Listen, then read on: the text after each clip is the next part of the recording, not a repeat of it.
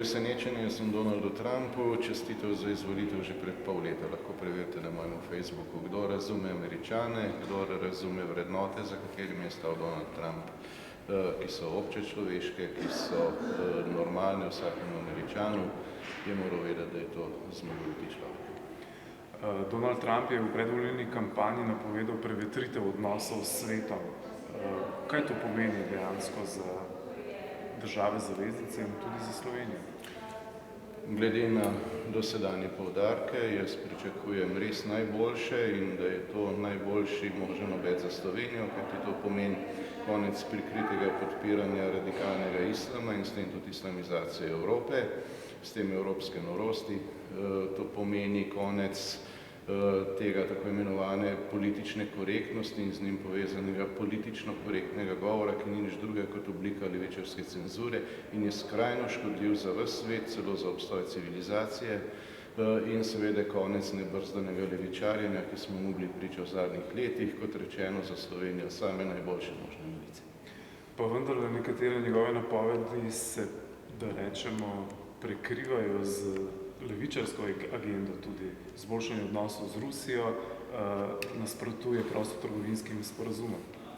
On zagovarja predvsem interese Združenih držav Amerike, ker bi vsak normalen državnik moral tudi storiti. Vsaka država mora najprej poskrbeti zase.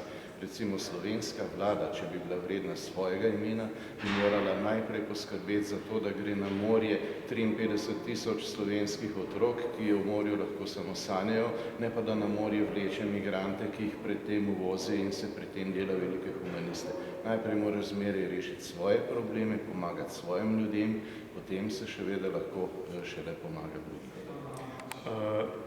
Med bolj spornimi, oziroma ni naletela na odobravanje njegova izjava, da bo, ko bo on predsednik, da bo Združene države v okviru NATO pomagale le tistim državam, ki redno plačujejo članarino. Slovenija ni redna plačnica. No, v mednarodnih odnosih je normalno, da vsakdo drži dano besedo. Pri nas se žal še vedno vsi tako obnašajo po balkansko, da se nekaj obljubi, potem pa se dela čisto nekaj drugega.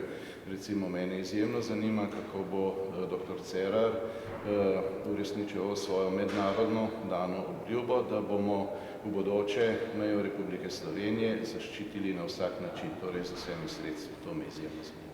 Kako pa ocenjujete delo dosedanjega ameriškega predsednika Baracka Obame? Barack Obama je bil dokaj uspešen na nekaterih področjih, na nekaterih, recimo, je popuščal interesom radikalnega islama, se z njim povezoval, se tudi velik del kampanje gospe Clintonove je bil financiran iz arabskih držav. Tukaj gre pa za stvari, s katerimi se pač bi zelo težko strinjal oziroma se absolutno ne strinjam. Tako da nobenega ne moreš ocenjevati enoplastno, vsekakor pa je dejstvo, da so se o tem izrekli volivci in volivci imajo zmeraj prav.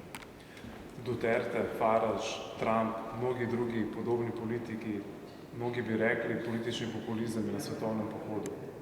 No, nič ni bolj populističnega kot je levičarjenje, kjer se govori eno, dela pa nekaj povsem drugega. Tako imajo levičarji vedno polna usta sociale in pomoči bližnjim, dejansko pa uvažajo svoje volivce na račun vseh ostalih, siromašijo velikansko večino ljudi in bogatijo izjemno ozek krog svojih podpornikov. Recimo, kako je zdaj svet čisto drugačen in ga ne moreš v te običajne levo-desne okvire več stlačiti, pokaže to, da je delavstvo Amerike, kolikor ga pač je stalo za Donaldom Trumpom, medtem ko je recimo Clintonovo podpiral ves velekapital, pa še vse arabske države, vključno s tistimi najbolj spornimi, ki financirajo islamski terorizem.